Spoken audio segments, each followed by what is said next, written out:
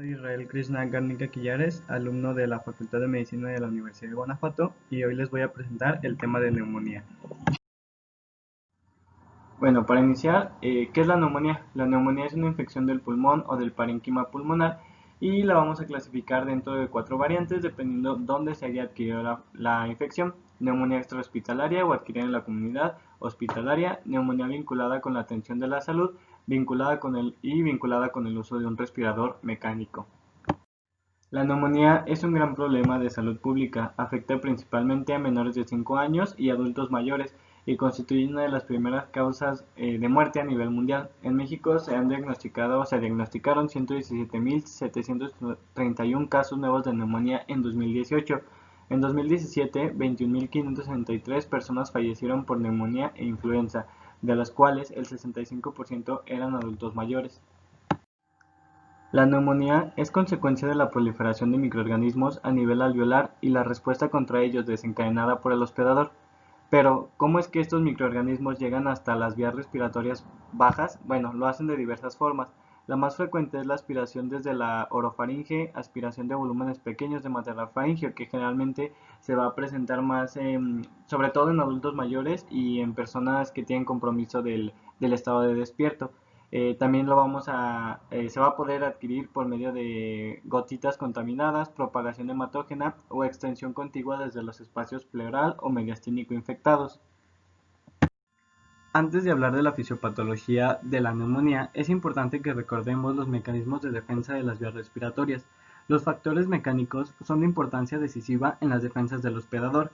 Las vibrisas y los cornetes de las vías nasales capturan las grandes partículas inhaladas antes de que alcancen la porción baja de las vías respiratorias, y las ramificaciones del árbol tracobronquial atrapan los microbios en el epitelio de revestimiento, en donde por mecanismos de eliminación o limpieza mucociliar y por factores antibacterianos locales, el patógeno es eliminado. El reflejo nauseoso y el mecanismo de la tos brindan protección decisiva contra la broncoaspiración. Además, la flora normal que se adhiere a las células mucosas de la orofaringe, cuyos componentes son muy constantes, impiden que las bacterias patógenas se adhieran a la superficie y ahí se reduzca el peligro de neumonía causada por estas bacterias más virulentas. Cuando se vencen estas barreras o cuando los microorganismos tienen la pequeñez suficiente para llegar a los alvéolos por inhalación, los macrófagos alveolares tienen una extraordinaria eficiencia para eliminarlos y destruirlos. Entonces, si tenemos todos estos mecanismos de defensa, ¿por qué se genera la neumonía? Entonces, como vemos, la neumonía es consecuencia de la proliferación de microorganismos a nivel alveolar y la respuesta contra ellos desencadenada por el hospedador.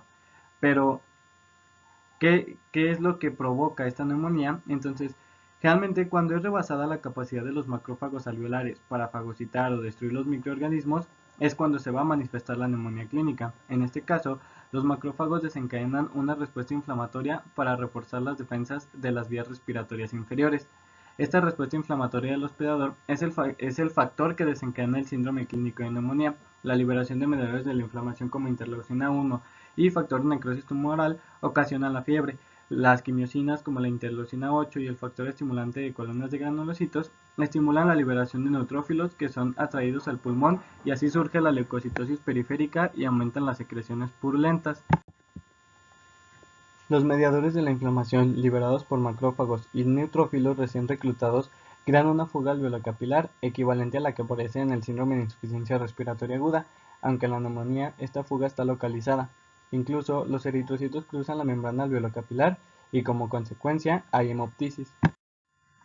El microorganismo causal de la neumonía generalmente va a depender del sitio donde se haya adquirido la infección. Por ejemplo, si es intrahospitalaria, si es asociada a ventilación mecánica, adquirida en la comunidad, o neumonía asociada al cuidado de la salud.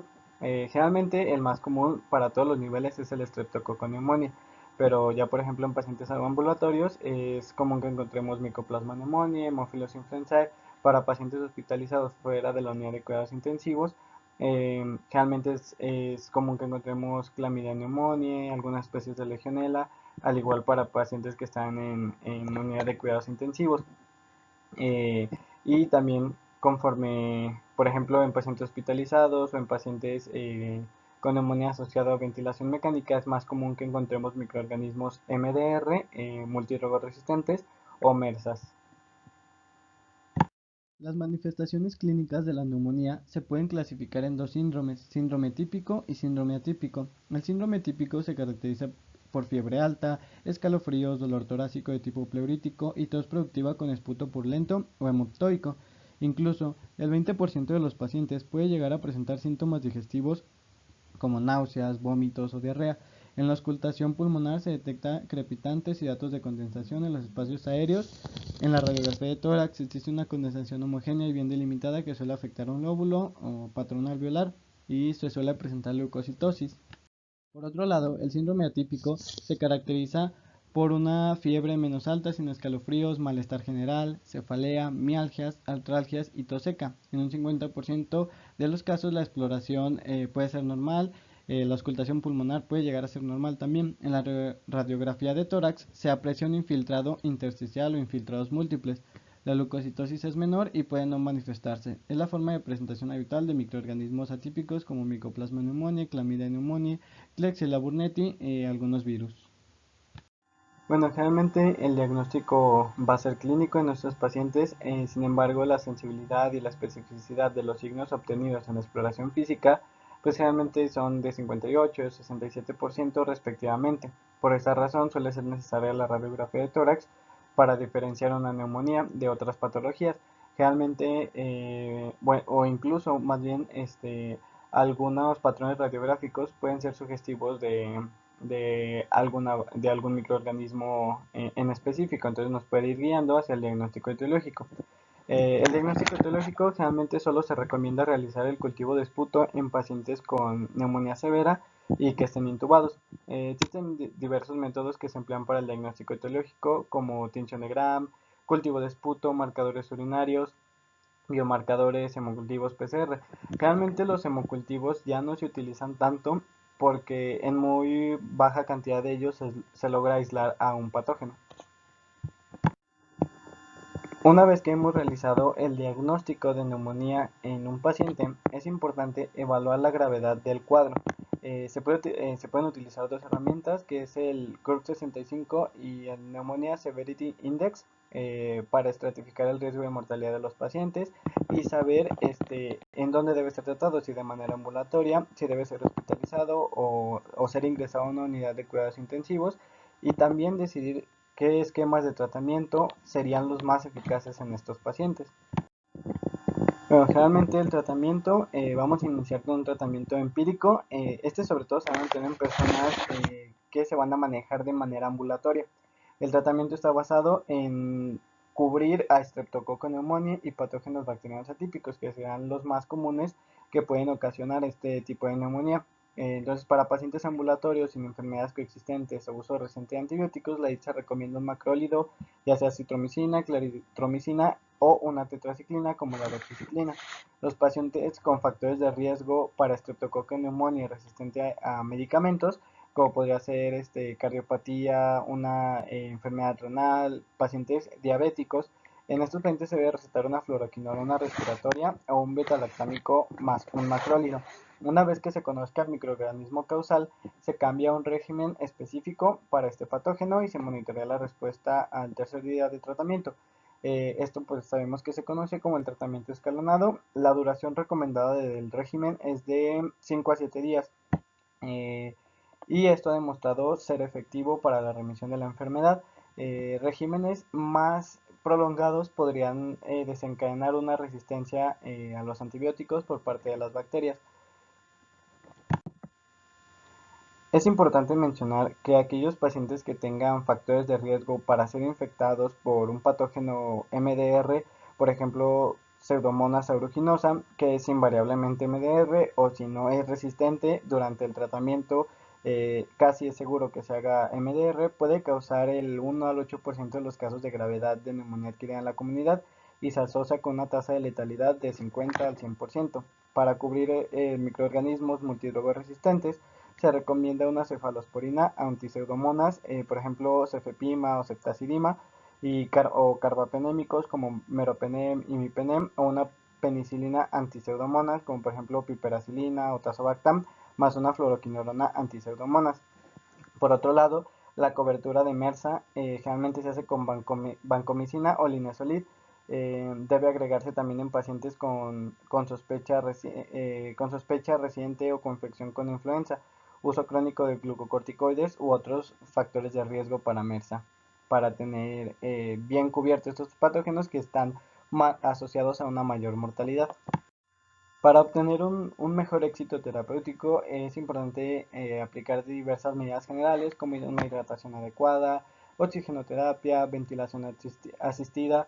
Las personas con neumonía adquieren la comunidad grave en quienes persiste la hipotensión a pesar del tratamiento con líquidos pueden tener una insuficiencia suprarrenal y mejorar con el uso de glucocorticoides. Algunas de las complicaciones más importantes que podrían presentar estos pacientes podría ser una infección metastásica, abscesos de pulmón o un derrame pleural complicado. Otra de las variantes de neumonía es la neumonía por microorganismos vinculados con la atención de la salud, la cual se define o es la ocurrida en pacientes que han estado en contacto reciente con la asistencia sanitaria, pero que no se encuentran o llevan menos de 48 horas hospitalizados. La neumonía asociada a ventilación mecánica es una complicación frecuente en individuos que necesitan respiración mecánica. Las estimaciones de la prevalencia señalan que surgen de 6 a 52 casos por cada 100 pacientes, según la población estudiada. La frecuencia de aparición de esta enfermedad no es estática, sino que cambia con la duración de la respiración mecánica y el máximo riesgo se encuentra en los primeros 5 días para llegar a una fase de equilibrio en casos adicionales después de 2 semanas. A pesar de ello, la tasa acumulada de los individuos que necesitan ser sometidos a respirador mecánico incluso durante 30 días llega hasta el 70%. La neumonía intrahospitalaria es aquella que comienza después de las 48 horas de ingreso hospitalario y generalmente tiene una frecuencia similar a la neumonía asociada a ventilación mecánica.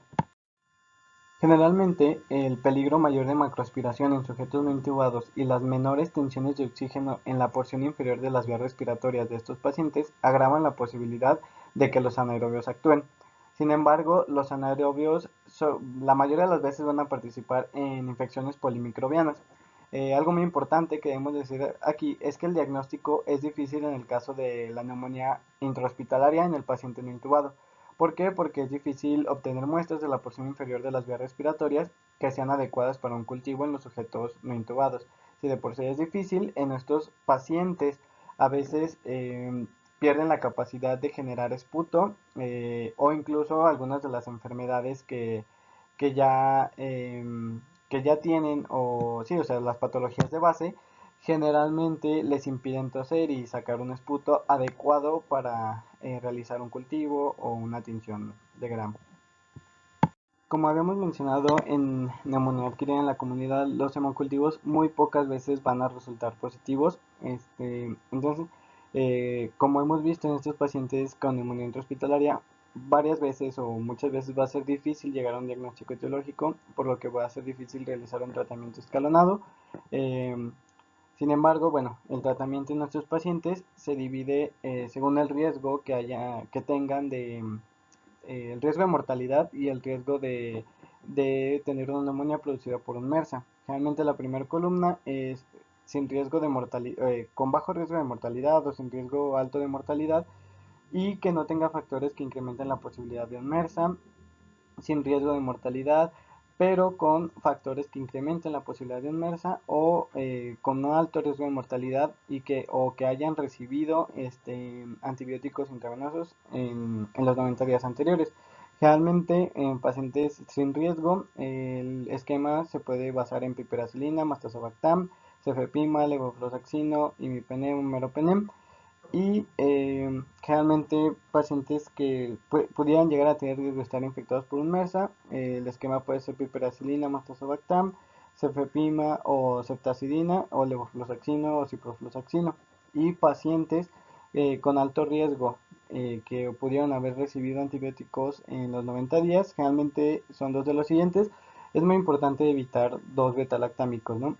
Piperacilina, martazobactam, cefepima o ceftazidima, levofloxacino, ciprofloxacino. Y bueno, generalmente aquí tenemos los diversos esquemas con los que se cuentan en la actualidad. Bueno, eso sería todo por mi parte. Aquí les dejo la bibliografía que utilicé en esta presentación y muchas gracias.